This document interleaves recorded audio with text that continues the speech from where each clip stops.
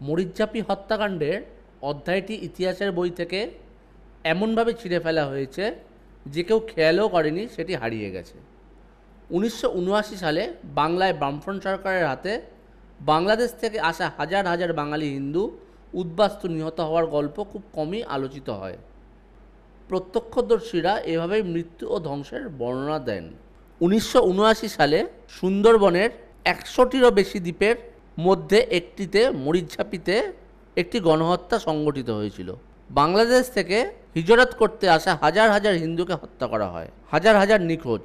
সেই সময় পশ্চিমবঙ্গে মুখ্যমন্ত্রী জ্যোতি বসুর অধীনে বামফ্রন্ট সরকার ছিল, কিন্তু মৃত্যু ও ধ্বংসের এই অধ্যায়টি এখন ইতিহাসের পাতা থেকে মুছে গেছে।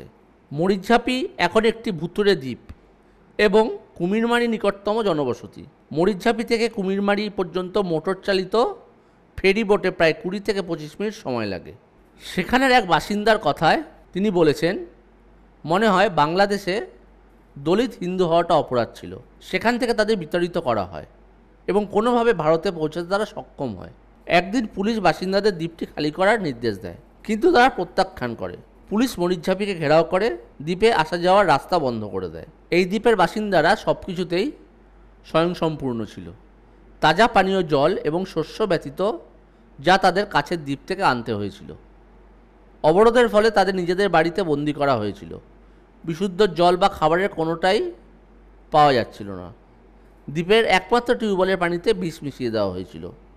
দিন পেরিয়ে গেলেও পুলিশ দ্বীপের কর্ডন খুলতে পারেননি। মানুষ হতাশ হয়ে পড়ে, ক্ষুধার্ত এবং তৃষ্ণার্ত। তারা দূষিত এবং বিষাক্ত জল বাধ্য হয়ে পান করেছিল, যার ফলে কয়েকজনের মৃত্যুও হয়েছিল।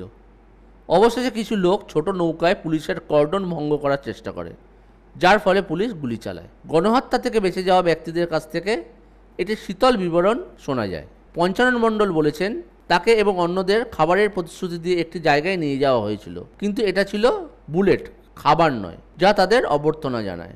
আমি হাতাহাতির মধ্যে লুকানো জায়গা পেয়ে গেছিলাম। আমার লুকানো জায়গা থেকে আমি প্রায় 400 থেকে 500 লোককে হত্যা করতে দেখেছি।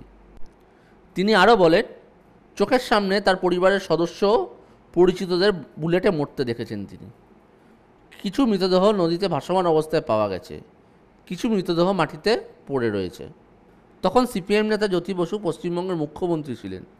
তিনি বলেছিলেন, এই লোকেরা বন ধ্বংস করছে, তাদের দ্বীপ থেকে উচ্ছেদ করা দরকার। সেটা ছিল সরস্বতী পুজোর আগের দিন। মরিচঝাঁপির গণহত্যা 1979 সালে ঘটলেও এর কাহিনী শুরু হয় অনেক আগে থেকে। ভারত বিভাগের পর হিন্দুরা পূর্ব পাকিস্তান, বর্তমানে যা বাংলাদেশ, থেকে পশ্চিমবঙ্গে পালিয়ে যেতে শুরু করে। শরণার্থীরা যখন চলে যাচ্ছিল তখন বামফ্রন্ট নেতারা প্রতিশ্রুতি দিয়েছিলেন তারা ক্ষমতায় ফিরলে তারা শরণার্থীদের পশ্চিমবঙ্গে ফিরিয়ে আনবেন। 2 বছর পর জ্যোতি বসুর নেতৃত্বাধীন বামফ্রন্ট ক্ষমতায় এসেছিল, কিন্তু তখন তারা জনগণকে ফেরত নেননি। হিন্দু শরণার্থীরা বেশিরভাগই কৃষক এবং জেলে ছিল। বাঙালি শরণার্থীরা পুনর্বাসনের জন্য সুন্দরবনের একটি দ্বীপ বেছে নেয়, সেটাই ছিল মরিচঝাঁপি। তারা হাজারে হাজারে ভারতে আসতে শুরু করে।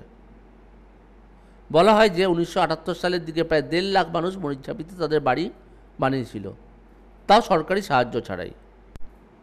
শরণার্থীরা দ্বীপের চারপাশে পুলিশের রিং ভেঙে পালিয়ে যেতে শুরু করে এবং তারপর পুলিশ তাদের লক্ষ্য করে গুলি চালাতে শুরু করে। অনেক মানুষ নিহত হয়। এটা ছিল গণহত্যার প্রথম অধ্যায়। এর পরের মাসগুলোতে বেশ কয়েকটা হামলা পরপর হয়েছিল। শরণার্থীদের উপর চাপ সৃষ্টি করার জন্য মাঝরাতে মহিলাদের বাড়ি থেকে তুলে নিয়ে গিয়ে বিভিন্ন রকম অত্যাচার করা হতো, কিন্তু তারা কখনো দ্বীপ ছেড়ে যাননি। অবশেষে মে মাসে মারাত্মক হামলা হয়। হাজার হাজার কুঁড়ে ঘরে আগুন ধরিয়ে দেওয়া হয়। যারা তাদের জীবন বাঁচানোর চেষ্টা করেছিল তাদের একটি জাহাজে বস্তাবন্দি করে কলকাতা এবং তারপর দণ্ডকারণ্যে পাঠানো হয়েছিল। দণ্ডকারণ্যের বনাঞ্চল বর্তমানে ছত্তিশগড়, উড়িষ্যা, তেলেঙ্গানা এবং অন্ধ্রে বিস্তৃত। কতজন নিহত হয়েছে, কতজন আহত হয়েছে এবং কতজন নিখোঁজ হয়েছে তার কোনো খাঁটি রেকর্ড নেই। মানুষ হত্যা করে নদীতে ফেলে দেওয়া হয়। বলা হচ্ছে মৃতের সংখ্যা 10,000 পর্যন্ত হতে পারে, কিন্তু সরকারি পরিসংখ্যান মাত্র 2 থেকে 8-এর মধ্যে থেমে যায়।